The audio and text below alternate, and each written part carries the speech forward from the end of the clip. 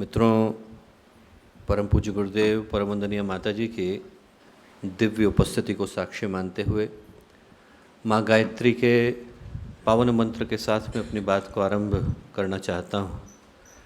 माँ गायत्री का ये पावन मंत्र मानवीय चित्त के अंदर, मानवीय दृष्टिकोण के अंदर, मानवीय व्यक्तित्व के अंदर बोध के जागरण का मंत्र है। बोध की आवश्यकता पड़ती है क्योंकि ये मनुष्य का जीवन जब इस संसार के अंदर आता है और यहाँ के भुलावों के अंदर, यहाँ के छलावों के अंदर अपने आप को उलझा हुआ पाता है, तो ऐसे में आवश्यकता पड़ती है कि उस बोध का, उस ज्ञान का, उस प्रकाश का अवतरण हमारे चित्त के अंदर हो, जो मनुष्य को उसके जीवन के अंतिम मुकाम तक लेकर के जा सके। यदि हम लोग इस संसार को देखें तो हम पाएंगे कि ये संसार अतृप्त कामनाओं का और निरर्थक सपनों का संसार है। यहाँ पर कोई सपनों के न मिलने से दुखी है तो कोई सपनों के पीछे भागने में सुखी है। भाग दोनों के दोनों सपनों के ही पीछे रहे हैं। मिला किसी को नहीं, पर हर व्यक्ति की दौड़ जिंदगी में यथावत चलती है। यदि मिल गया होता तो व्यक्ति उसी दिन संतुष्ट हो गया होता जब पहले दिन मन में कामना उठी थी और वो कामना किसी ने पूरी करी थी। जब पहले दिन मन में कामना उठी कि एक बार इस एग्ज़ाम को पास कर लें, पास कर लेंगे तो मन में संतोष आ जाएगा। पास कर लिया तो आया क्या? जब वो एग्ज़ाम पास हो जाता है तो कामना उठी कि एक बार नौकरी मिल जाए तो सुख आ जाएगा। मिल गई तो आया क्या? फिर लगता है कि यदि इस व्यक्ति के साथ विवाह हो गया तो मन में आ जाएगा। हो गया तो आया क्या? फिर लगता है कि नहीं, पुत्र पुत्रियां हो जाए तो मन में संतोष आ जाएगा। आ गया तो वो संतोष आया क्या? फिर लगता है कि पोते पोतियां हो जाएं, एक बार बस उनको अच्छे से देख लें। हो गए तो आया क्या?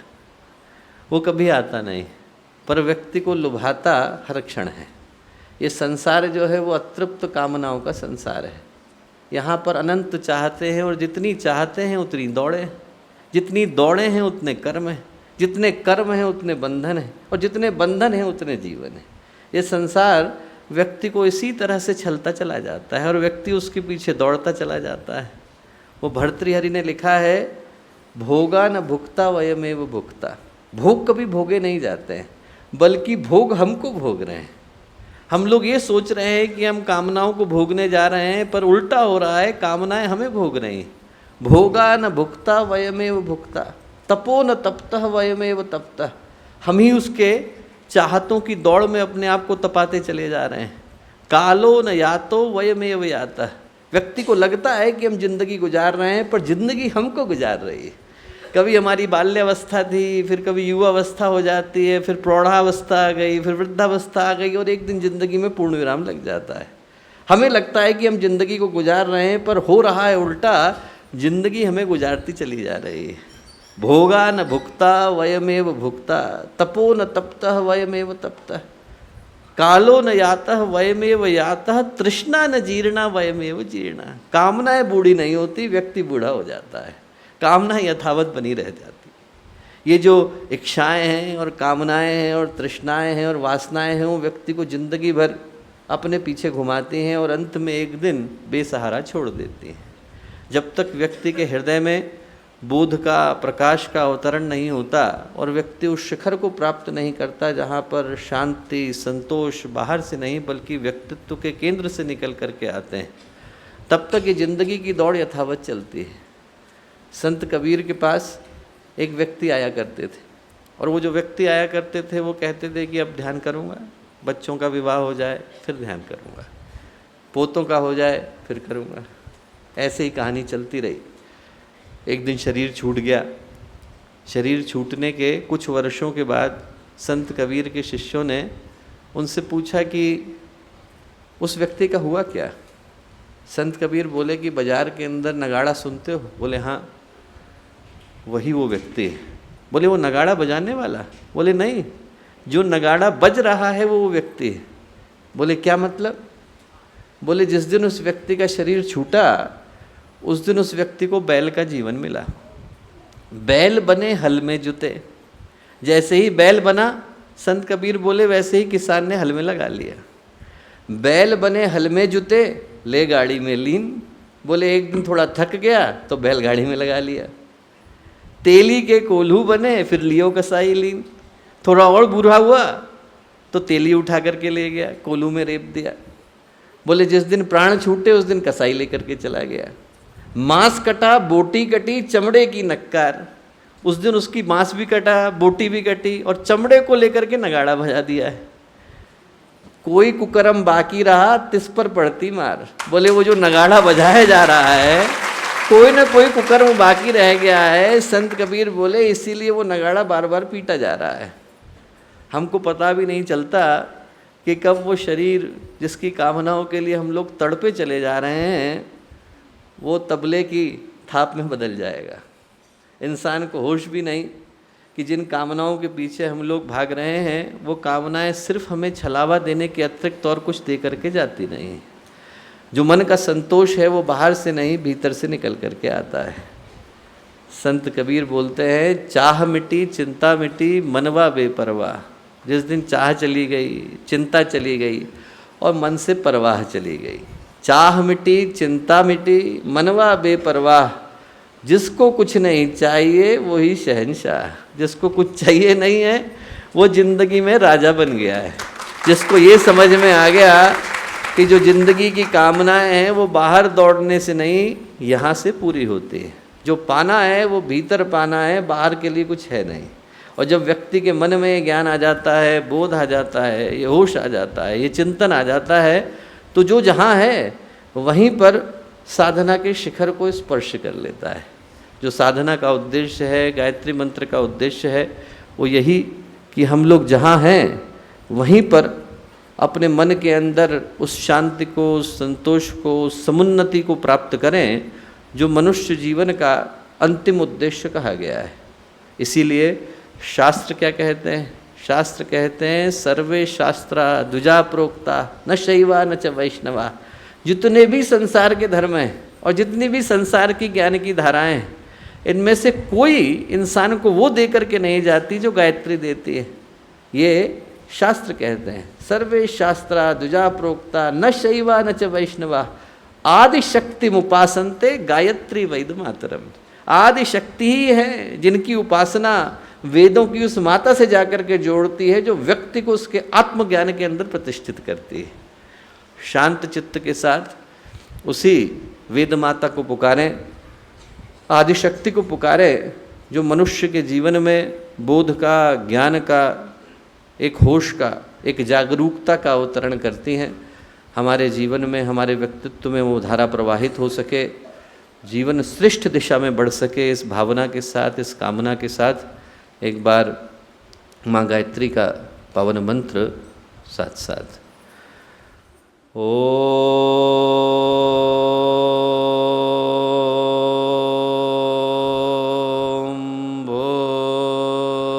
भूर्भुवः स्वः तत्सवितुर्वरेण्यं भर्गो देवस्य धीमहि धियो यो नः प्रचोदयात्।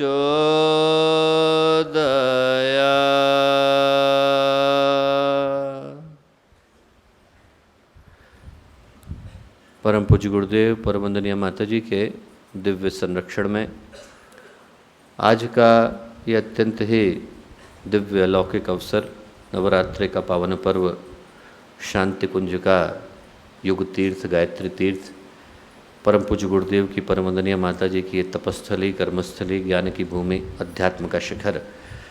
और इस श्रेष्ठ पावन प्रांगण में जब हम लोग विद्यमान हैं तो आज के शुभ अवसर पर हम लोगों के साथ मंच पर उपस्थित शांति कुंज के सभी सम्मानित कार्यकर्तागण, यहाँ भारत से, भारत के अतिरिक्त अन्य सभी देशों से आए गायत्री परिवार के सभी सम्मानित कार्यकर्तागण, साधकगण, प्यारे भाइयों बहनों और प्यारे मित्रों, आज एक बड़े ही महत्वपूर्ण और गंभीर और दिव्य आध्यात्मिक उद्देश्य को लेकर के हम लोग यहाँ शांति कुंज की पवित्र भूमि के अंदर एकत्रित हैं और वो उद्देश्य नवरात्रि अनुष्ठान को परिपूर्ण करने का है। एक साधक को साधना के अंतिम शिखर से स्पर्श कराने का है। एक साधक की साधना को समग्रता से जोड़ने का है। यदि हम लोग ध्यान से देखें तो वो सभी लोग जो गायत्री परिजन हैं जिनके हृदय में कहीं कोई आध्यात्मिक भाव विद्यमान है, यदि हम में से प्रत्येक व्यक्ति अपने जीवन का, अपनी अंतरात्मा का, अपने अंतःकरण का मूल्यांकन करके देखे, शांत क्षणों में अपने आप से पूछे, तो हम पाएंगे कि इसके अतिरिक्त गुरुदेव से जुड़ने का हमारा आधार ही क्या था। हमारे जीवन की जो केंद्रीय खोज है, हमारे व्यक्तित्व की जो मूल प्यास है और अभीप्सा है, हमारे आत्मा का जो अंतिम अनुसंधान है, वो इसी साधना के शिखर को तो स्पर्श करना है। इसके अतिरिक्त और कोई कारण हमारे जीवन में था ही नहीं जो हमें गुरुदेव से जोड़ करके गया। वैसे भी जब इस युग के विश्वामित्र, इस मनवंतर के श्रेष्ठतम तपस्वी परम पूज्य गुरुदेव के साथ, परम वंदनीय माता जी के साथ जुड़ने का, उनके शिष्य बनने का, उनके अनुगामी बनने का, उनके दिखाए पथ पर चलने का अवसर हम लोगों को मिला है, वो सौभाग्य मिला है, वो सुयोग मिला है, वो सुअवसर मिला है, तो साधना की यात्रा पर बढ़ने के अतिरिक्त हमारे जीवन का और कोई निर्दिष्ट या अभिष्ट लक्ष्य हो भी नहीं सकता है। इसके अतिरिक्त हम में से प्रत्येक के जीवन का न कोई लक्ष्य है, न उद्देश्य है और न अनुसंधान है। और उस साधना की यात्रा पर जब कोई भी साधक आगे बढ़ता है, मन को शांत करने के लिए, व्यक्तित्व को समुन्नत करने के लिए, जीवन में आध्यात्मिक ऊर्जा को जन्म देने के लिए, उस शांति को, उस स्पष्टता को, जीवन के उस लक्ष्य को प्राप्त करने के लिए जो साधना का अंतिम शिखर कहा जाता है, तो उस यात्रा में एक बड़े ही विशिष्ट आध्यात्मिक पुरुषार्थ को हमें संपन्न करना पड़ता है और उसी का नाम नवरात्रि अनुष्ठान है। ये जो नवरात्रि अनुष्ठान है, ये सिर्फ एक कर्मकांड नहीं है, प्रतीक भी नहीं है। इसके पीछे की जो चेतना है, इसके पीछे की जो संरचना है, इसके पीछे का जो भाव है, वो भारतीय चिंतन की दृष्टि से, भारतीय अध्यात्म की दृष्टि से आज तक के इतिहास का सबसे गंभीर विज्ञान है। इसके पीछे का जो विज्ञान है, यदि कोई व्यक्ति उसको ढंग से समझ सके तो वो जान सकेगा कि जिस अनुष्ठान का हिस्सा बन पाने का अवसर हम लोगों को मिल रहा है, वो हमारे जीवन की साधारण घटना नहीं। और यदि उस विज्ञान को समझना हो, यदि ये जानने की आवश्यकता हो कि आखिर इस नवरात्रि अनुष्ठान में हमारी आँखों के सामने जो घट रहा है और आँखों के पीछे जो घट रहा है, इस स्थूल जगत में जो घट रहा है और जो सूक्ष्म जगत में घट रहा है, जो दृश्य जगत में घट रहा है और जो अदृश्य जगत में घट रहा है, वो घटनाक्रम क्या है, उसको यदि हम लोग समझ सकें तो इस क्षण का मूल्य थोड़ा और बढ़ जाता है। और उसको समझने के लिए हमें ये समझना अनिवार्य हो जाता है कि नवरात्रि अनुष्ठान का जो मूल विज्ञान है, वो संचित कर्मों के क्षय का विज्ञान है। और इसको समझने के लिए थोड़ा व्यक्ति को धीरे धीरे समझने की आवश्यकता है। इस संसार में प्रकृति ने कुछ व्यवस्थाएं अकाट्य बनाई हैं। अकाट्य का मतलब कि उसमें हस्तक्षेप करने का अधिकार प्रकृति के अतिरिक्त और किसी को है नहीं। और वो जो व्यवस्था है वो कर्म की व्यवस्था है। इतनी ज़्यादा अकाट्य व्यवस्था है कि यहाँ पर इसके अनुशासन से उल्लंघन की छूट किसी को नहीं। वैसे भी मनुष्य होने का अर्थ ही कर्म को करना है। वेद कहते हैं कृतुमयः पुरुष, कि जैसे ही मनुष्य का जीवन मिला, जीव ने इस शरीर को धारण किया, वैसे ही कर्मों की दौड़ शुरू हो जाती है। इधर कर्मों की दौड़ शुरू होती है, उधर उनके परिणामों को पाने की व्यवस्था शुरू हो जाती है। और इस व्यवधान से या इस व्यवस्था से व्यतिक्रम की छूट किसी को नहीं। जहाँ तक प्रकृति है और प्रकृति के गुणों की पहुँच है, वहाँ तक जो भी प्राणी हैं, जो दिखाई पड़ते हैं, नहीं दिखाई पड़ते हैं, चाहे हम उनको देवता कह करके पुकारते हो, चाहे भगवान कह करके पुकारते हो, इस संसार में ऐसा कोई नहीं जिसको कि इस अनुशासन से छूट मिल जाती हो। करना हर एक को पड़ता है। और ये जो कर्म की व्यवस्था है, वही जीवन में पुरस्कार लेकर के आती है, वही दंड लेकर के आती है। प्रकृति हस्तक्षेप इसमें करती नहीं। वही रावण जब तपस्या करने के लिए बैठता है तो प्रकृति उसके लिए पुरस्कार के साधन जुटाती है। वही रावण जब अनीति के मार्ग पर चलता है तो प्रकृति उसको मारने के लिए दंड की व्यवस्था बिठाती है। यहाँ पर व्यक्ति को जो मिलता है वो इस आधार पर मिलता है कि आप अपने कर्मों को कितना शुद्ध कर पा रहे हैं। वही त्रिपुर साधना करने के लिए बैठता है तो भगवान शिव आकर के उसे आशीर्वाद देते हैं, और वही त्रिपुर जब गलत मार्ग पर चलता है तो उसको मारने के लिए स्वयं भगवान शिव अवतरण लेते हैं और मार करके जाते हैं। वही मुर जब साधना करने के लिए बैठता है तो भगवान विष्णु आकर के आशीर्वाद देते हैं, और वही मुर जब गलत मार्ग पर चलता है तो उसको मारने के लिए भगवान आते हैं और मुरारी कहलाते हैं। यहाँ पर ये जो व्यवस्था है वो अकाट्य है, और इससे छूट की, इससे कंसेशन की किसी को एक अधिकार की सीमा दी नहीं गई है। उन भगवानों को भी जिनको हम पुकारते हैं उनको भी कर्म की इस व्यवस्था से गुजरना पड़ता है। एक प्यारी कथा आती है कि एक राक्षस हुआ, समुद्र मंथन में निकला, नाम था जलंधर। भगवान शिव ने अपना तेज समुद्र के अंदर फेंक दिया तो उससे वो दैत्य निकल करके आया और उसका नाम आया जलंधर, जल से निकला, वहीं से जालंधर शहर का नाम भी पड़ा। और जलंधर जो था शक्तिशाली था, भगवान शिव का तेज उसके पास था, तीनों लोकों पर अधिकार कर लिया, और उसका वध कर पाना किसी के लिए संभव नहीं था। क्यों? क्योंकि उसकी पत्नी जो थी वो अद्भुत पतिव्रता थी, नाम था वृंदा। वृंदा का पुण्य इतना था कि उसके पति को छू पाना संभव नहीं था। जब तक वो कामना न करे तब तक उसके पति को उठा पाना संभव नहीं था। इतना तप, इतना तेज, इतना बल उसके पास था। भगवान विष्णु ने प्रयत्न कर लिया, भगवान शिव ने कर लिया, मार पाना संभव नहीं था। क्या किया गया? भगवान विष्णु ने छल किया, वृंदा का पतिव्रत धर्म नष्ट हुआ, जलंधर मारा गया। यहाँ तक की कहानी तो ठीक, इसके बाद की कहानी क्या? चूँकि छल हुआ, कर्म का दोष लगा, तो वो परिणाम भगवानों को भुगतना पड़ा। भगवान विष्णु को जाकर के श्राप लगा कि जब वो रामावतार के रूप में धरती पर आएंगे तो चूंकि उनने अपनों को अपनों से भी छुड़ाया है, जीवन भर अपनों के साथ बैठ पाने का अवसर नहीं मिलेगा। हुआ क्या? भगवान राम का जीवन मिला, 6 साल के हुए तो वशिष्ठ और विश्वामित्र उठा के ले गए, गुरुकुल चलो। सीता के साथ विवाह करके लौटे, अगले ही दिन वनवास मिल गया। सीता जी को रावण उठा के ले गया। लौटे, लोगों ने लांछन लगाना शुरू कर दिया, सीता जी छोड़ के चली गई। पहले दिन लव और कुश को देखा तो भगवान राम को प्राण त्यागने पड़े। जीवन भर ये श्राप उनके साथ चला। सीता जी का क्या हुआ? चूंकि वृंदा निर्दोष थी और निर्दोष को दोष सहना पड़ा, तो वो दोष सीता जी को भी सहना पड़ा।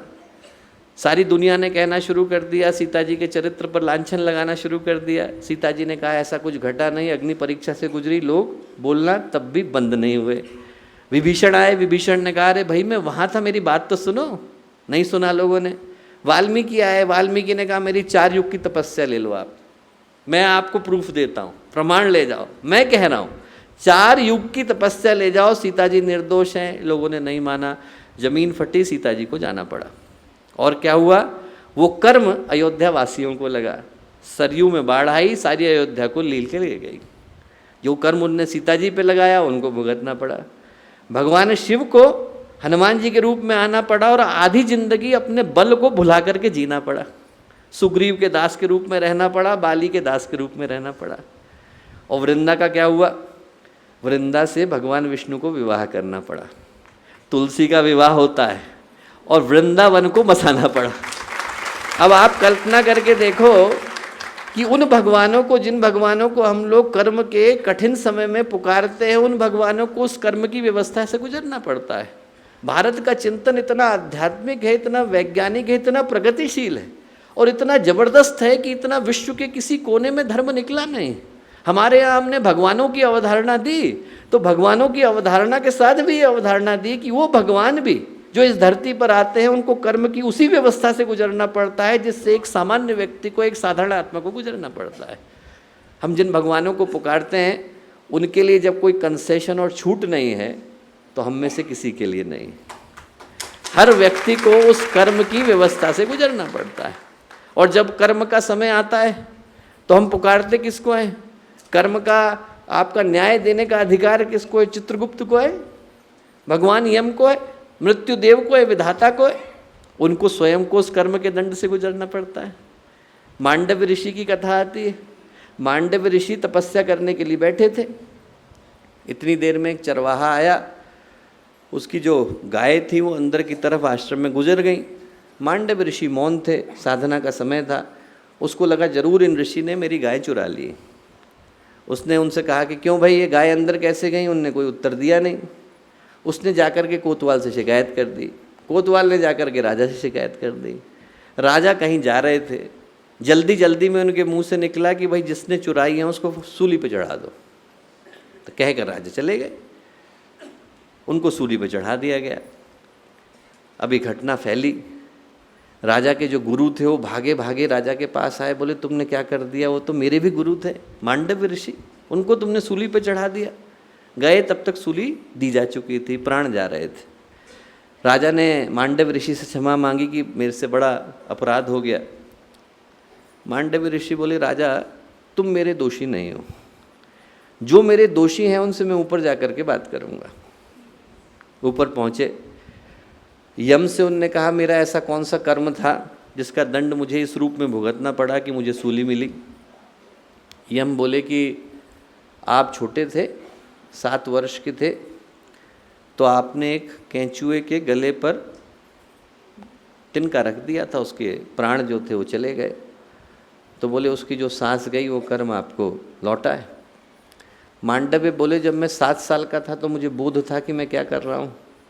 बोले नहीं। बोले जब बोध नहीं था तो दंड कैसे मिलेगा?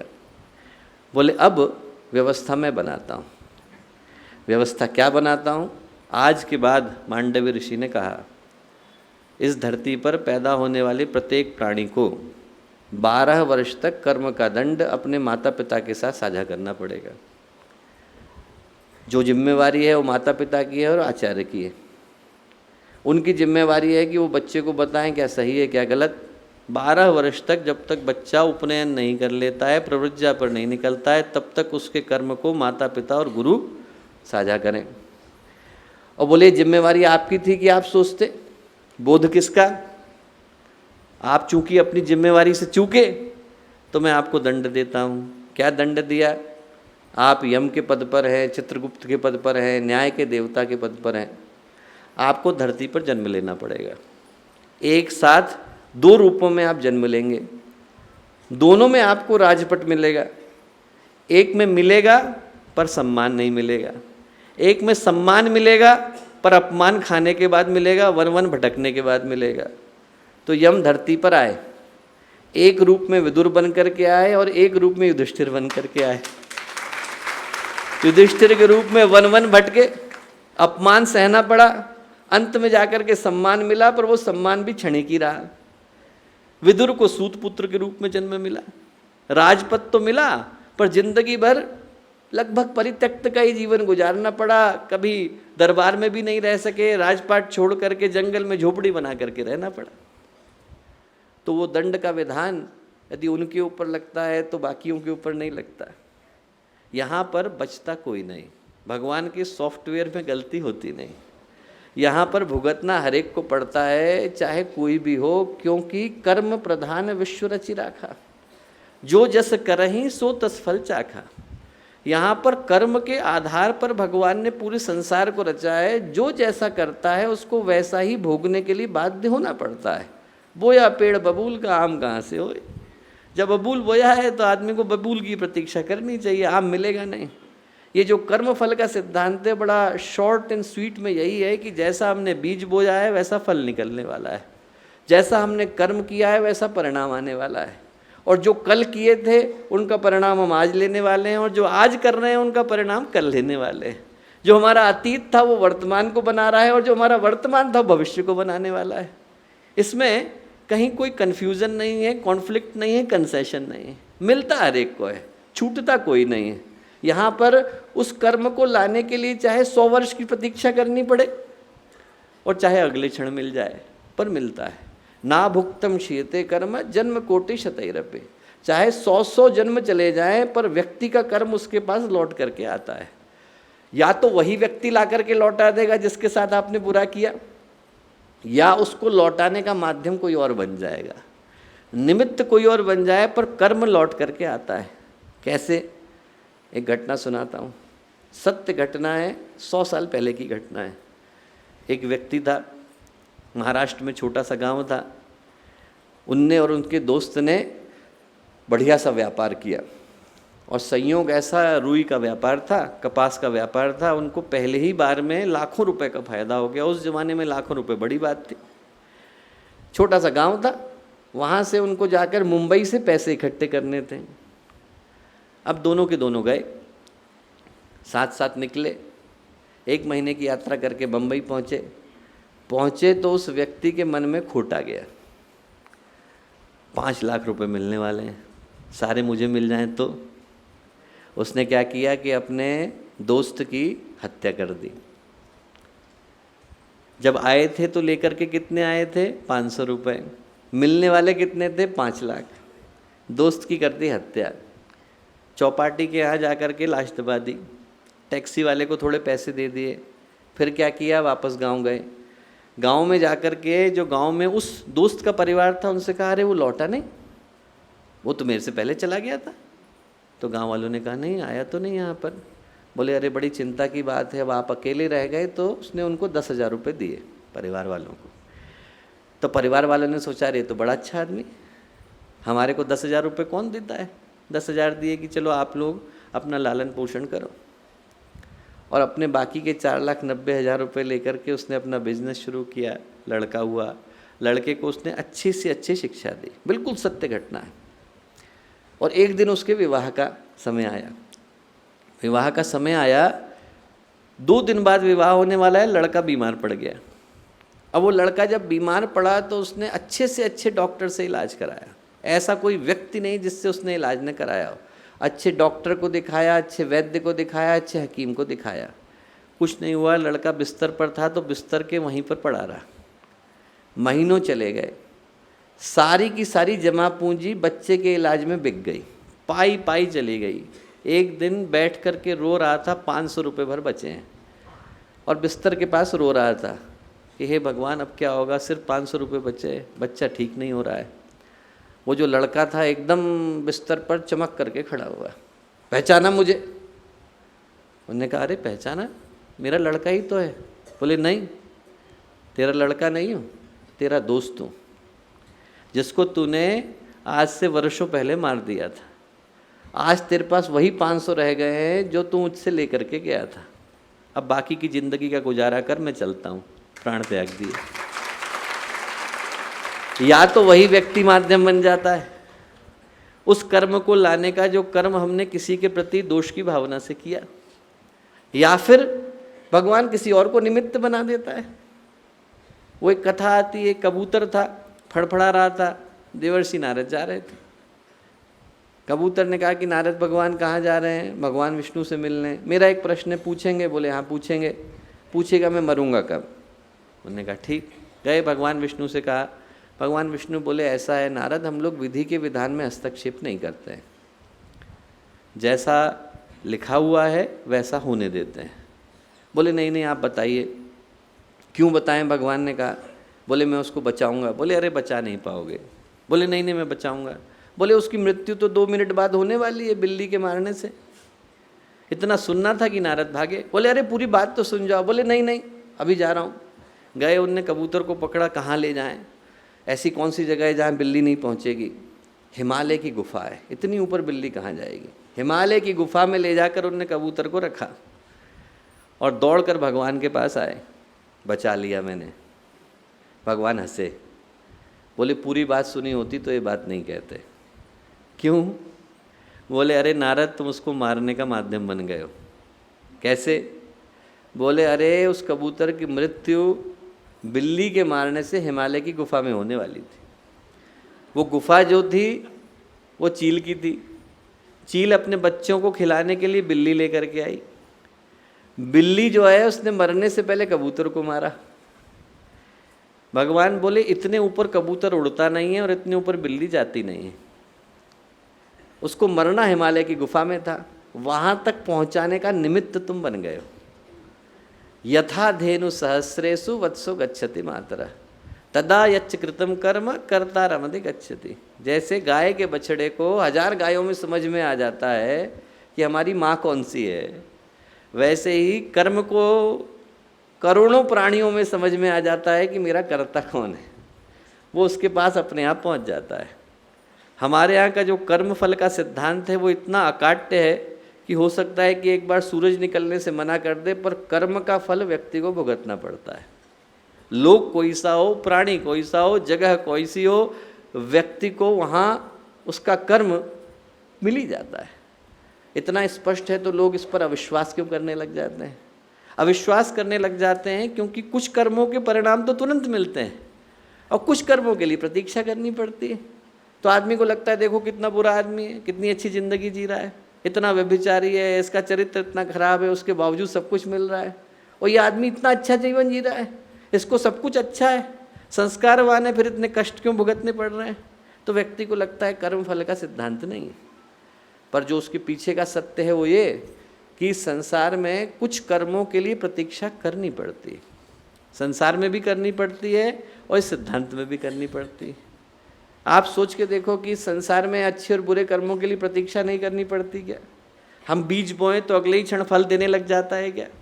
हम बच्चे को पढ़ने के लिए भेजें तो अगले ही क्षण प्रोफेसर बन करके लौटता है क्या? हम जिम जाना शुरू करें तो अगले घंटे में कोई श्वासनगर बन जाता है क्या? नहीं, प्रतीक्षा करनी पड़ती है। और बुरे कर्मों में भी करनी पड़ती है। कोई शराब का एक घूंट पी ले तो उसको लिवर का कैंसर नहीं हो जाता, 20 साल पिए तो होता है।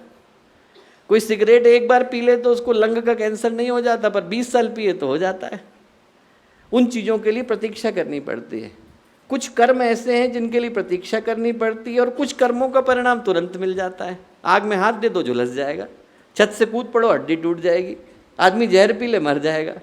तो ये जो तुरंत कर्म हैं, जो व्यक्ति को तुरंत परिणाम दे करके जाते हैं, शास्त्र कहते हैं कि वो कर्म क्रियमाण कहलाते हैं। क्या कहलाते हैं? क्रियमाण कहलाते हैं। पर जो कर्म बूंद बूंद से घड़ा बनता है, धीरे धीरे धीरे अपने परिणामों को लेकर के आते हैं, वो कर्म संचित कर्म कहलाते हैं। एक हमारा करंट अकाउंट है, एक हमारा सेविंग अकाउंट है। एक से हम लोग जो है इस जन्म के सारे कर्मों को पे करते चले जा रहे हैं, और एक को भगवान हमारे सेविंग अकाउंट में सुरक्षित रखता जा रहा है कि जिस दिन आपकी एफडी मैच्योर हो जाएगी उस दिन आपको आकर के मिल जाएगा, कहीं पर हो आपके अकाउंट में ट्रांसफ़र हो जाएगा। एक जगह पर हमारा सेविंग अकाउंट चल रहा है, और ये जो जानकारी है कहाँ पर है? बाहर कहीं नहीं, चित्त के अंदर है, जिसको हम लोग चित्रगुप्त कह करके पुकारते हैं। भगवान ने इतनी अकाट्य व्यवस्था दी है कि कर्म को बाहर से आकर के दरवाज़ा नहीं खटखटाना पड़ता। हम जहाँ जाते हैं हमारा कर्म हमारे साथ जाता है। उसको खटखटाने के लिए दरवाज़ा बाहर से नहीं ठोकना है, उसको हमारे भीतर से ठोकना है। वो जो व्यवस्था है वो साथ चल रही है, और वो जो कर्म है वो 4 तरीके से अपने परिणामों को लाता है। शास्त्र कहते हैं कि कोई परिणाम है तो 4 गतियाँ उसकी होती है। क्या? पहली है सुप्त, सोया हुआ है। हम बिल्ली बन जाते हैं तो जो हमारा मनुष्य बनने का संस्कार है वो सो जाता है। बिल्ली भूल जाएगी उस समय में कि मैं कभी मनुष्य हुआ करती थी, उसका वो संस्कार सुप्त हो गया है। और जैसे ही मनुष्य बनते हैं वैसे बिल्ली बनने का संस्कार सुप्त हो जाता है। यदि किसी के अंदर सुप्त नहीं होता तो उसके अंदर वो कहीं कहीं स्मृतियाँ जागृत रह जाती हैं। तो पहली गति क्या है? संस्कार सो गया है। दूसरी गति क्या है? संस्कार है पर धीरे धीरे है। जैसे किसी के साथ लड़ाई है तो थोड़ा है थोड़ा नहीं है, थोड़ा मन में कभी उसकी बात आ गई तो मन में खिन्नता आ गई, नहीं तो चल रहा है, कहीं दूर है वो अपना। कुछ है उदार, पूरी तरह से फैला हुआ है। फिर है प्रच्छन्न, कभी आता है कभी चला जाता है। जब वो व्यक्ति जिंदगी में आएगा तो समस्याएं बढ़ जाएंगी, जब नहीं है तो चला गया। पर इन सारी स्थितियों में कर्म फलित हो रहा है। ये जानकारी कहाँ पर है? कर्माशय के अंदर। कर्म का जो घर है जो भगवान ने हमारे हृदय के अंदर बनाया। और इससे मुक्ति पाने का उपाय क्या है? एक ही है कि उस कर्म के बीज को जला दिया जाए। जो कर्म का बीज हमारे चित्त के अंदर सुरक्षित है, यदि उसको भून दिया जाए तो उस बीज के अंदर ये संभावना कभी नहीं रह जाती कि वो कभी फलित होगा और अपने परिणामों को पैदा करेगा। यहाँ पर जो घटनाएं बाहर आकार लेती हैं, उनको आकार लेने से पहले यहाँ पर आकार लेना अनिवार्य हो जाता है। यदि आपने उसको यहाँ लेने से रोक दिया तो बाहर उनका मैनिफेस्टेशन कभी हो नहीं सकता है। इसीलिए पातंजलि क्या कहते हैं? क्लेश मूले कर्माशयो दृष्ट अदृष्ट जन्म वेदनीय, कि संसार में जितने दुख हैं उनके मूल में क्या है? कर्माशय। और वही हमारे को दिखने वाले और न दिखने वाले जन्मों को लेकर के आता है। सत्य मूले तद विपाको जाति आयु होगा। और उसके भी मूल में क्या है? कर्माशय है। उसमें से जो बीज फलित होते हैं वो 3 चीज़ें लेकर के आते हैं, जाति आयु भोगा। कहाँ जन्म मिलेगा? मनुष्य का मिलेगा, जानवर का मिलेगा। मनुष्य में भी कहाँ का मिलेगा? आप विवेकानंद के घर में जन्मोगे या फिर आप हिटलर के घर में जन्मोगे, आप जो है डोनाल्ड ट्रंप के घर में जन्मोगे या किसी और के घर में जन्मोगे। जाति, आयु, कितनी बड़ी आयु है, उम्र कितनी है, भोगा, किस तरह का जीवन होगा, कौन साथी सहयोगी होंगे, कौन संबंधी होंगे, कब अपमान मिलेगा, कब सम्मान मिलेगा, कब प्रतिष्ठा मिलेगी, कब जिंदगी में विषाद मिलेगा। ये सारी व्यवस्थाएं, वो कर्म का जो बीज है वो फलित होता है तो मनुष्य के जीवन में आकर के देखे जाता है। तो नवरात्रि अनुष्ठान का उद्देश्य क्या है? उस कर्म के बीज को फलित होने से पहले ही दग्ध कर देना। जो नवरात्रि अनुष्ठान का उद्देश्य है वो एक ही है कि इतनी आध्यात्मिक ऊर्जा को जन्म देना कि वो कर्म के बीज जो हमारे जीवन में वेदना को लेकर के आते हैं उनको हम फलित होने से पहले ही नष्ट कर दें। वो जो भाव है, और जब वो आध्यात्मिक ऊर्जा जन्म लेती है, जब मनुष्य के हृदय में वो आध्यात्मिक ऊर्जा जन्म लेती है तो वो हमारे उन दुष्कर कर्मों का, उन प्रारब्धों का क्षय करके जाती है। सही पूछे तो क्या है? एक ही तरीका है, हमारा इंश्योरेंस का प्लान है। आपके अकाउंट में 1 करोड़ रुपए होंगे तो आप 1 लाख रुपए का झटका सह जाएंगे। 30,000 रुपये होंगे तो 1 करोड़ व्यक्ति के लिए बहुत भारी पड़ जाते हैं। यदि हमारे अकाउंट में हम पहले से सेविंग बना करके चलेंगे तो ज़िंदगी में जब कठिनाई आती है तो वो कठिनाई के क्षणों को व्यक्ति हल्का सा झेल करके निकल जाता है। उसको झेलने का भगवान कोई ना कोई माध्यम बना देते हैं। जैसे क्या है, कंप्यूटर में आपने किसी फाइल को डिलीट कर दिया, पर यदि रिसाइकिल बिन से डिलीट नहीं किया है तो भी कंप्यूटर के अंदर ही है। उस रिसाइकिल बिन से डिलीट करने के लिए आपको विशेष आध्यात्मिक ऊर्जा की आवश्यकता पड़ती है। और ये जो विशेष आध्यात्मिक ऊर्जा है वो नवरात्रि का अनुष्ठान हमें प्रोवाइड करता है। ये हमारे को वो ऊर्जा देता है जिसके माध्यम से उन दुष्कर कर्मों को जला पाना, उन प्रारब्ध कर्मों को जला पाना संभव हो पाता है जो भी हमारे जीवन में घटे नहीं हैं पर घट सकते हैं।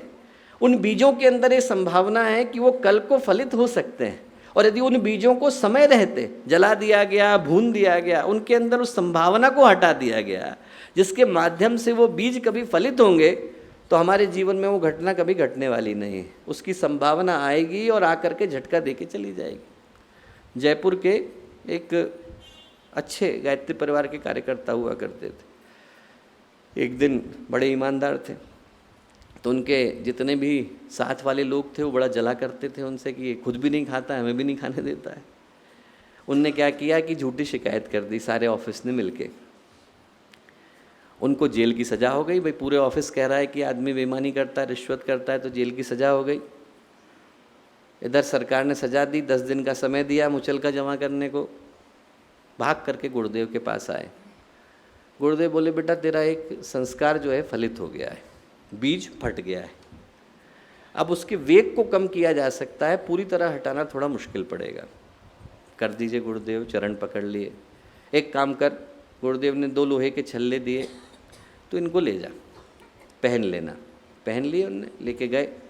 घटना ऐसे गायब हुई जैसे गधे के सिर से सींग गई, वो चला गया। कहाँ किसी को पता नहीं, शिकायत चली गई, घटना चली गई।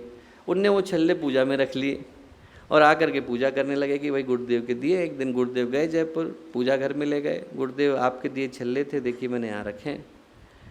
गुरुदेव बोले, यहाँ क्यों रखे हैं? बोले, अरे आपके दिए थे, चमत्कारी थे, पूरा जीवन बदल गया। गुरुदेव बोले, बेटा इसलिए नहीं दिए थे, इसलिए दिए थे कि तेरा जो कर्म था वो तेरे लिए हथकड़ी लेकर के आया था। पूरा झेलता तब भी तुझे छल्ले तो पहनने पड़ते।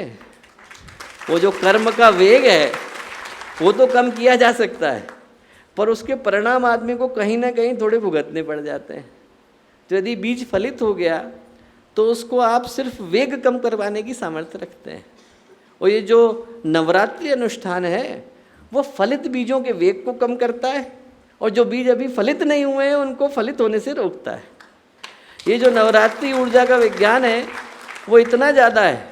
इस साधना से जो ऊर्जा निकली वो न केवल हमारे प्रारब्ध कर्मों को दग्ध करती है, बल्कि हमारे अंदर उस ऊर्जा को भी जन्म देती है जिसके माध्यम से व्यक्तित्व तपता है और ज़्यादा पवित्र होता है। आप यदि ध्यान से सोचें तो जितनी नवरात्रि साधना है उसका उद्देश्य क्या है? उसका उद्देश्य हमारे व्यक्तित्व को तपाना है। हम क्या करते हैं महत्वपूर्ण नहीं है, क्या बन जाते हैं महत्वपूर्ण है।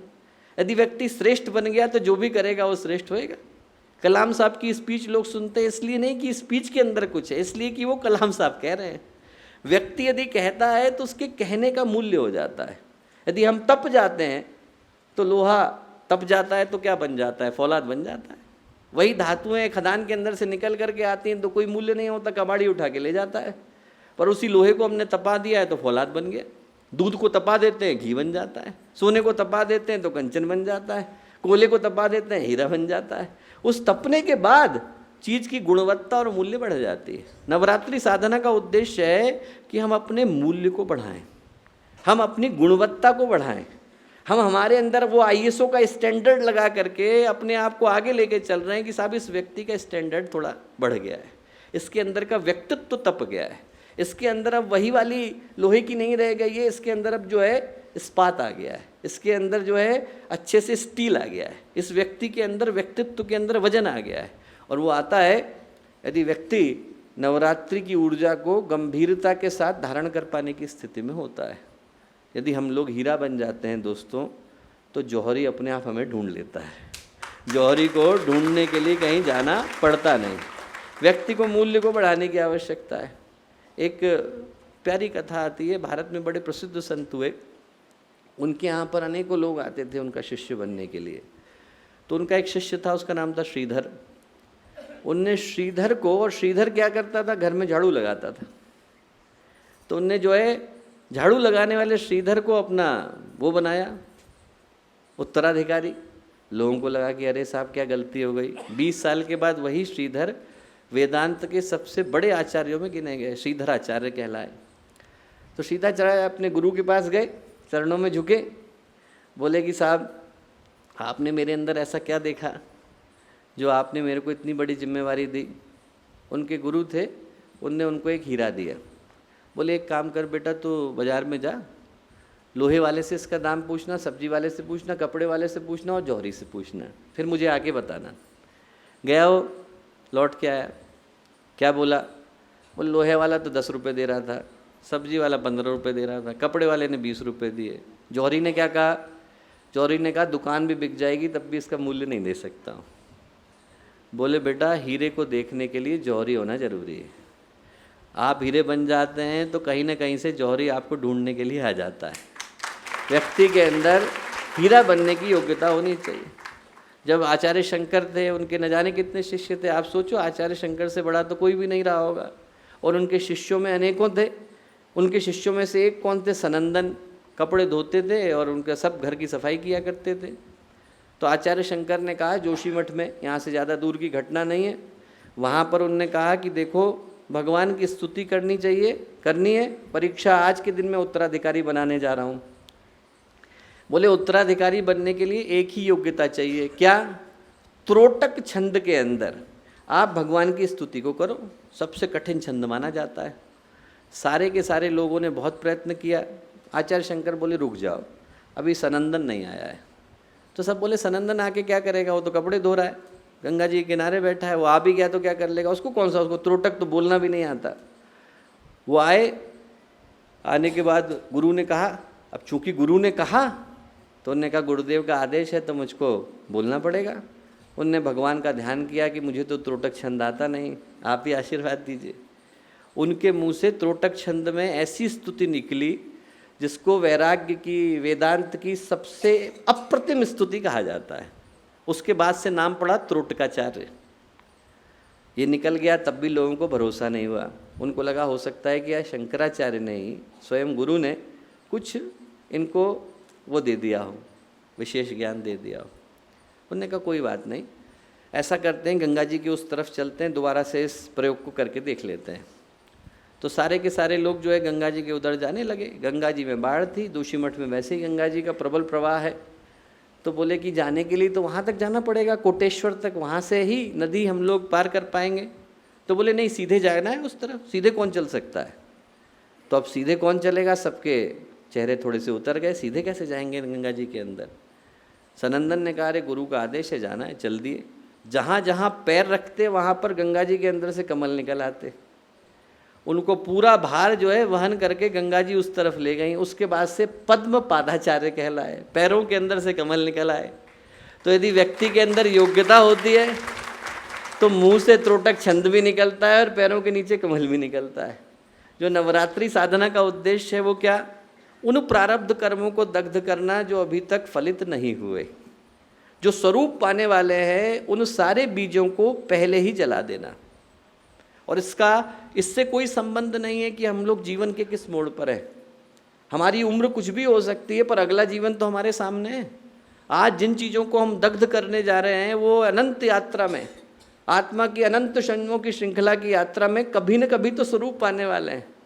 तो यदि व्यक्ति उनको जलाता चला जाता है तो आने वाले भविष्य को निखारता चला जाता है। और वो जो ऊर्जा है वो लौट करके आती है। जितनी जरूरी है कर्म को दग्ध करने के लिए उतनी लगती है, और बाकी की आकर के व्यक्ति की गुणवत्ता को बढ़ाती है। कितनी ऊर्जा की आवश्यकता है, प्रश्न उभरता है। तो कुछ बीमारियां तो ऐसी हैं दोस्तों जिनके लिए आप 2 दिन गोली खाओ ठीक हो जाते हैं, और कुछ ऐसी हैं कि आदमी को ज़िंदगी भर खानी पड़ती हैं। डायबिटीज़ है, ब्लड प्रेशर है, लिपिड की बीमारी है, अब ज़िंदगी भर गोली खानी पड़ेंगी। तो जो प्रारब्ध कर्म है उनके लिए तो व्यक्ति को अनवरत प्रयत्न करना पड़ता है। जो सिर्फ फलित संस्कार है उनके लिए कुछ दिनों की साधना पर्याप्त हो जाती है। महादशा आने वाली है, 6 महीना पहले प्रयत्न किया जाए तो उसको थामा जा सकता है। बीच की है तो आप 3 महीने के प्रयत्न से थाम सकते हैं, और यदि प्रत्यंतर है तो आप 15 दिन के प्रयत्न से थाम सकते हैं। प्रश्न इस चीज़ का है कि उसके लिए प्रयत्न कितना पहले शुरू किया गया। जितना पहले किया गया उतना उसके वेग को थाम पाना संभव हो पाता है। और वो करने के लिए इस संसार में ऊर्जा कहाँ से आती है, 2 ही तरीक़ों से आती है। पहला, जो हमारे ऊर्जा को बिखेरने वाले साधन हैं उनको व्यक्ति रोकता है। आपके पास पैसा है तो पैसे को इकट्ठा करने के 2 तरीके हैं। या तो आदमी पैसे उड़ाने के तरीके को कम करे, या पैसा कमाने के तरीकों को ज़्यादा करे। हमारी यदि थाली के अंदर छेद है तो हम कितना भी पानी डालेंगे नीचे से निकल जाएगा। बाल्टी को यदि आदमी उससे भरने की कोशिश करे जिस लोटे के अंदर तली नहीं है तो कभी भर नहीं पाएगा। एक तरफ का मार्ग तो वो है जिससे उस ऊर्जा को रोका जाता है जिसका क्षय संभव है, और एक मार्ग वो है जिसके माध्यम से उस मार्ग को खोला जाता है जहाँ से ऊर्जा आ सके। और ये दोनों मार्ग क्या कहलाते हैं, एक का नाम है तप, दूसरे का नाम है तितिक्षा। तितिक्षा का उद्देश्य है उन चीज़ों को रोकना जहाँ से ऊर्जा का क्षय संभव है। मौन के अंदर रहना, एकांत के अंदर रहना, उन तपों को करना जिनको पूज्य गुरुदेव ने कहा। आप गायत्री महाविज्ञान के अंदर पढ़ेंगे तो 12 तरीके के तप गुरुदेव ने बताए। उन सारे तपों का उद्देश्य क्या है कि ऊर्जा के बहने के तरीकों को रोकना, बाहर की तरफ न बह जाए, अंदर की तरफ रुक जाए। दूसरा वो तरीका है जिसके माध्यम से हम लोग अपने अंदर ऊर्जा को जन्म देते हैं। जन्म देने के लिए सबसे श्रेष्ठ तरीका क्या है, मंत्र। जो गायत्री का मंत्र है उसके अंदर इतनी सामर्थ्य, इतनी शक्ति विद्यमान है कि जब वो जाकर के हमारे शरीर के अंदर टकराती है तो उस ऊर्जा को जन्म देती है जिसकी कल्पना भी कर पाना संभव नहीं। इतनी ज़्यादा ऊर्जा निकलती है। इस जगह में जो मंत्र के पीछे का ज्ञान है वो बड़ा सरल है, घर्षण का विज्ञान है। आपको इस जगह पर कहीं पर भी ऊर्जा को जन्म देना है तो 2 चीज़ों को परस्पर टकराना पड़ता है। ये दोनों टकराएंगे तो आवाज़ निकलेगी। मैं यदि इसको घिसूंगा ऊर्जा आएगी, पत्थर से पत्थर घिसा जाएगा तो आग निकल आएगी। जहाँ पर भी आप घर्षण करेंगे वहाँ पर ऊर्जा जन्म लेती है। और जब शब्द निकलते हैं और वो शब्द इस तरह से पिरोए गए होते हैं कि उनके अंदर दिव्य स्वर भी है और लौकिक स्वर भी है, तो वो जिस ऊर्जा को जन्म देते हैं उसका प्रभाव न केवल इस संसार के अंदर पड़ता है बल्कि उस संसार पर भी पड़ता है जो हमें दिखाई नहीं पड़ता। इस संसार में 2 तरह के शब्द हैं, एक को हम लोग बोलते हैं अनाहत, एक को बोलते हैं आहत। जितने दिव्य स्वर हैं अनाहत कहलाते हैं। ना सदासीनो सदासीत तदानीम नासीद रजो न व्योमा परोयत। किमावरी वह कुवश्य शर्मनंभ किमासीत गहनम गभीरम न मृत्युरासीत अमृतम न तर्रे न रात्रयान्न आसीत प्रेका। नासदीय सूक्त ऋग्वेद में आता है कि सबसे पहले इस धरती पर क्या आया? आकाश आया। आकाश में क्या निकला? शब्द निकला। वो शब्द किस तरह का था? दो तरह का था। एक वो जो अनाहत है, एक वो जो आहत है। आहत का मतलब इस संसार के जितने स्वर हैं उसमें किसी न किसी को आहत करना पड़ेगा।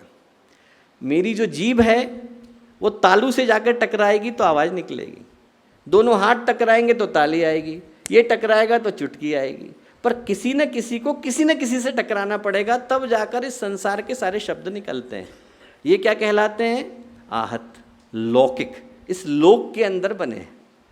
और वो स्वर जो अपने आप निकल करके आए, जैसे धरती अपनी धुरी पर घूम रही है तो किसी ने घुमाया थोड़े, अंतरिक्ष के अंदर घूम रही है। वो जो अंतरिक्ष के अंदर घूम रही है और एक स्वर को जन्म दे रही है, उसको शास्त्र कहते हैं अनाहत है, अलौकिक है, दिव्य है। और ऐसा दिव्य स्वर कौन सा है? ओम। इसीलिए वर्णमाला में उसको हटा करके रखा गया। जब उस ओम को हम लोग बोलते हैं उसके बाद दो चीज़ें जरूरी हो जाती हैं, बीजाक्षर होना चाहिए और मंत्राक्षर होना चाहिए। जो बीज अक्षर हैं भू, भुवः, स्वः, उनका क्या अर्थ है? भू का मतलब भूलोक, भुवः का मतलब भुवन, आकाश, स्वः का मतलब स्वर्गलोक, सुवह। ये तीनों लोकों तक इस मंत्र की ऊर्जा पहुंचे। ऐसा कोई क्षेत्र शेष नहीं रह गया जहां तक इस मंत्र की आवाज़ नहीं जाएगी। हमने परमात्मा को पुकारा और दिव्य स्वर के माध्यम से ये कहा कि सारे लोकों तक इस मंत्र का प्रभाव पहुंचना चाहिए। फिर लौकिक स्वर आते हैं, तत्सवितुर्वरेण्यम भर्गो देवस्य धीमहि धियो यो नः प्रचोदयात्। और ये जो लौकिक स्वर हैं वो ऋषि के द्वारा देखे गए, विश्वामित्र के सामने घटे, धरती पर अवतरित हुए, वैदिक ज्ञान को लेकर के आए। ऋषियों ने लिखा नहीं, ऋषियों के सामने इनका अनावरण हुआ, पर्दा खुल गया, सत्य प्रकट हो गया, उद्घाटित हो गया और वहाँ से आया। अब जब ये शब्द हमारे मुंह से निकलते हैं, शब्द ने जन्म लिया तो क्या होता है? शरीर से ऊर्जा निकलती है। जैसे ही ये टकराएंगे तो यहाँ से तरंगे निकलेंगी, तरंगे निकलेंगी तो कहाँ जाके टकराएंगी? पहला तो शरीर की ग्रंथियों में टकराएंगी, थायराइड में टकराएंगी, पीनियल में टकराएंगी, पिट्यूटरी में टकराएंगी, लिवर में टकराएंगी, एब्डोमेन में टकराएंगी। जहाँ टकराएंगी वहाँ पर क्या करेंगी? ऊर्जा को जन्म देंगी। इसलिए जो शब्द के लिए स्वर है वो क्या कहा जाता है? अक्षर। क्षर का मतलब जिसकी मृत्यु हो जाती हो, अ का मतलब जिसकी कभी ना होती हो।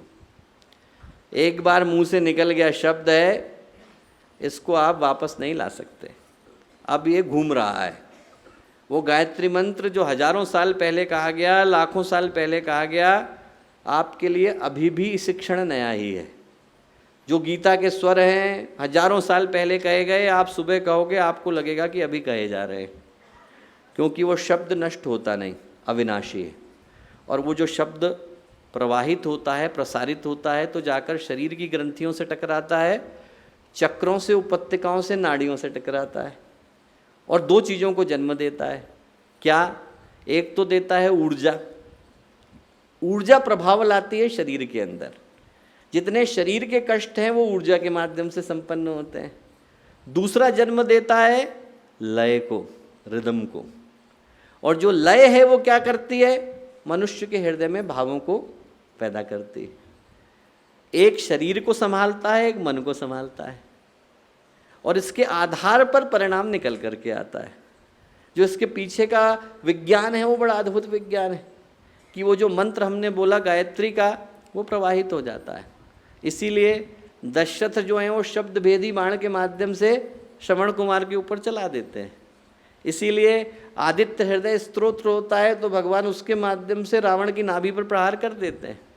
इसीलिए अथर्ववेद के मंत्रों के माध्यम से चाणक्य घनानंद को पद्दलित कर देते हैं, क्योंकि वो जो मंत्र निकलते हैं तो वो वैसे ही प्रभाव छोड़ करके आते हैं जैसा इस जीवन के अंदर, स्थूल जगत के अंदर हमें दिखाई पड़ता है। हो सकता है हमें पता हो सकता है न पता हो। जब गुरुदेव ने स्काई लैब को गिरने से रोका धरती पर, तो उस समय में जितनी सृष्टि की देव शक्तियाँ थीं, उनने अपने अपने मंत्रों को धरती के ऊपर केंद्रित किया था गुरुदेव के आवाहन पर। वो सारे के सारे मंत्र आकर के खड़े हो गए। जो मंत्र आपको हमको लगता है जैसे यज्ञ पुरुष के रूप में जाते हैं, वैसे ही मंत्र देवता के रूप में जाने जाते हैं। इनके अपने रंग हैं, इनके अपने वर्ण हैं, इनके अपने आयुध हैं, इनके अपने वाहन हैं। ये लगभग वैसे ही हैं जैसे हमारे शरीर हैं। और यदि इनको कह दिया गया और भगवान शिव ने कह दिया है कि हमारे मंत्र को वहाँ पर जाकर के प्रतिष्ठित होना है, तो मंत्र तब तक वहाँ खड़ा रहेगा जब तक उसको वापस आने के लिए नहीं कहा गया है। और वो पूरी सुरक्षा को जन्म देता है। गुरुदेव ने आवाहन किया, नहीं तो धरती उसी समय में नष्ट हो गई होती। गुरुदेव ने आह्वान किया, सारी देव शक्तियों ने अपने अपने मंत्रों को धरती के ऊपर प्रतिष्ठित किया, इस आशय के साथ प्रतिष्ठित किया कि धरती के ऊपर वो संकट ना आए। मंत्रों के अंदर इतनी शक्ति है। ये जो नवरात्रि अनुष्ठान का विज्ञान है, प्रारब्धों को काटने का, दुष्कर कर्मों को काटने का विज्ञान है। ऊर्जा जाती है, उन बीजों को दग्ध करके आती है जो कर्म कभी फलित हो सकते थे। जो बच जाती है आकर के हमें तपाती है। उसके आधार पर दो ही चीज़ें रह जाती हैं, या तो ऊर्जा को बचाएं या ऊर्जा को पैदा करें। बचाने के लिए तितिक्षा का पथ है, पैदा करने के लिए तप का पथ है। जो तप का पथ है वो मंत्र के माध्यम से ऊर्जा को जन्म देता है। मंत्र के लिए शब्द महत्वपूर्ण है। शब्द निकला तरंगों के रूप में जाता है, जहाँ टकराएगा वहाँ विस्फोट करता है, विस्फोट करेगा तो ऊर्जा जन्म लेती है, लय भाव जन्म लेते हैं, मनुष्य के अंतःकरण को बदलते हैं, मनुष्य के शरीर को और मन को और व्यक्तित्व को सुरक्षित करते हैं। जो इसके पीछे का विज्ञान है बड़ा अद्भुत विज्ञान है। और इसीलिए बार बार कहा जाता है कि जब साधना करे तो व्यक्ति पूर्ण एकाग्रता के साथ करे। जितनी हमारी एकाग्रता लगती है उतना ही ज़्यादा तीव्र परिणाम निकल करके आता है। दिखता नहीं है पर उसके परिणाम को काट पाने की व्यवस्था इस संसार में और किसी के पास है नहीं। अंतिम कथा सुना करके बात को समाप्त करूंगा। माधव निदान आयुर्वेद में एक बड़ा प्रसिद्ध ग्रंथ आता है, माधवाचार्य ने लिखा। उनने गायत्री के महापुरुष चरण करे 12, उनको लगा कि शायद परिणाम नहीं आ रहा है। आप सोचो 12 पुरुष चरण करने के बाद उनको लगा कि शायद परिणाम नहीं आ रहा है। काल भैरव की उनने साधना शुरू करी। 2 ही 3 दिन हुए कि भैरव सिद्ध हो गए। आवाज़ आई कि जो मांगना है मांगो। माधवाचार्य ने कहा कि कौन बोल रहा है? बोले मैं भैरव बोल रहा हूँ। कहाँ हैं आप? दिख नहीं रहे। तुम्हारे पीछे खड़ा हूँ। तो पीछे क्यों खड़े हैं, सामने क्यों नहीं आ रहे? बोले नहीं, गायत्री का तप करने से तुम्हारे चेहरे पर इतना तेज है कि मैं तुम्हारे सामने नहीं आ सकता। माधवाचार्य बोले कि जब आप सामने नहीं आ सकते तो इच्छाएं कैसे पूरी करेंगे? वापस लौटे। जो गायत्री के पुरस्चरण छूट गए थे उनको पूरा किया। दिखता नहीं है पर जो गायत्री मंत्र का परिणाम है वो एक लंबे अद्भुत और दिव्य परिणाम को लेके आता है। उन जन्मों के परिणामों को काटता चला जाता है जो न जाने कितने जन्मों से सुरक्षित है। और उन बीजों को दग्ध करने के लिए जो हमारे जीवन में न जाने कहाँ कहाँ से आ गए, कब कब से आए, व्यक्ति को विशेष ऊर्जा को जन्म देने की आवश्यकता होती है। और वो विशेष आध्यात्मिक ऊर्जा गायत्री मंत्र के इस नवरात्रि अनुष्ठान के माध्यम से संभव हो पाती है। इसलिए यही प्रार्थना कि जब इस तीर्थ स्थल में पूज्य गुरुदेव के शरण में इतनी महत्वपूर्ण साधना को करने का अवसर मिला, तो हर साधक से यही निवेदन कि स्थिर चित्त के साथ, शांत मन के साथ जितना ज़्यादा लाभ इस समय का हम लोग ले सकें उतना लेने का प्रयत्न हमें करना चाहिए। जीवन में पूर्ण परिणाम आए, ज़्यादा से ज़्यादा व्यक्ति कमा करके जाए, लंबे समय के लिए सुरक्षित करके जाए, संरक्षित करके जाए, इस ऊर्जा का सुनियोजन कर पाने की सामर्थ्य हमारे अंदर आए, ऐसी प्रार्थना हमें इस अनुष्ठान के माध्यम से करनी चाहिए। और ये हर साधक के जीवन में संभव हो सके ऐसी प्रार्थना हम लोग गुरु सत्ता से करते हैं। सभी को इतनी देर तक इन बातों को जो गुह भी हैं, गूढ़ भी हैं और थोड़ी जटिल भी हैं, उनको सुनने के लिए धैर्य के साथ सभी को बहुत सारा साधुवाद, धन्यवाद, शुभकामनाएं और मंगल कामनाएं।